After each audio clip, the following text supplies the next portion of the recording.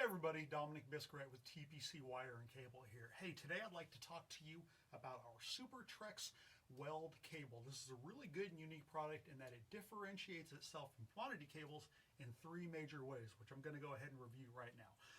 The first difference you will notice between these two pieces of 2-aught, we have the Super Trex, which is a TPC product.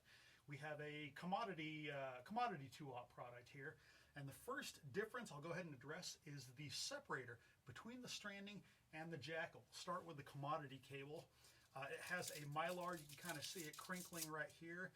And while it provides maybe some protection against pull away, even a modest tug like so can actually move the jacket. Let's give it a shot. Yeah, see, I didn't try that hard, and I ended up with 1 inch of pull away.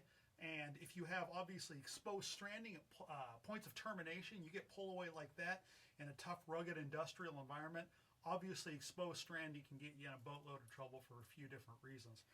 TPC's Super Trex product uses a fabric surf separator. If you've seen our E1 presentation, they call it the beat and burn. It's got the hammer, it's got the blowtorch. We open up our portable cord. That fabric serve that you see on the inside of that cable, it's the same one we use here. We're going to go ahead and give it even a harder pull than I did with the commodity cable and see what we can do here. All right. I'll go ahead and stop before I sprain something. I was giving that a pretty good amount of torque there, and that jacket did not budge a single bit. Obviously, pull away from points of termination in industrial environments, that's a big concern, especially when you get into like a heavy-duty marine yard or some sort of metals environment. Pull away from a point of termination, that's something that our product is much, much better at preventing.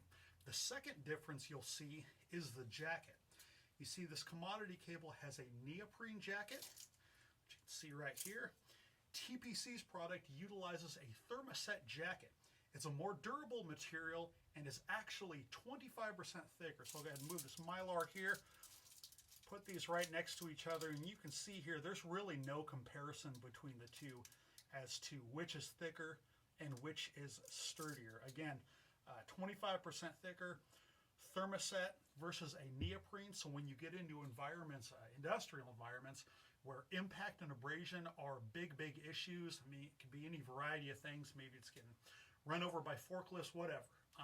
TPC's product will stand up to that kind of impact and abrasion far better than a commodity cable will. The last thing we'll talk about is the flexibility. Now, if you're like me, if you hear a more durable jacket, if you hear a more durable, thicker jacket, you're probably thinking to yourself, okay, that's great and fine, but I'm probably making concessions and losing some flexibility. Not the case with the TPC product. Between this and the commodity cable, you actually gain flexibility because, like a lot of TPC products, we utilize 34 gauge stranding. So you get, give or take, about 2.5 times finer stranding.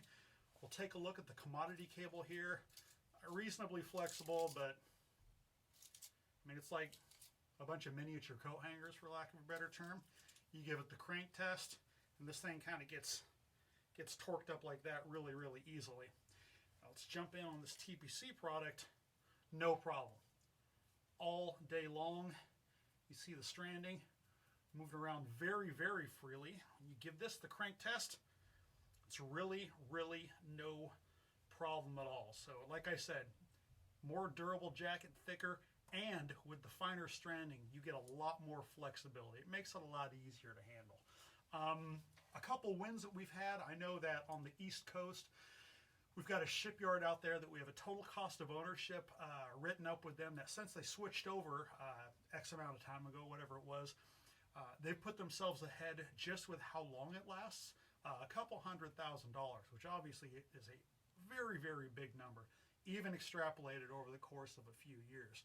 I have a shipyard here in the Portland, Oregon area where I'm at that has had our material in service, let's see here, since 2016. So at the moment I'm making this video in 2020, that's 4 years. I know a lot of shipyards, when they're bidding out different jobs, they bid all new weld cable into that job because they figure that everything they have, they're going to basically go through the life of the cable over the course of the job.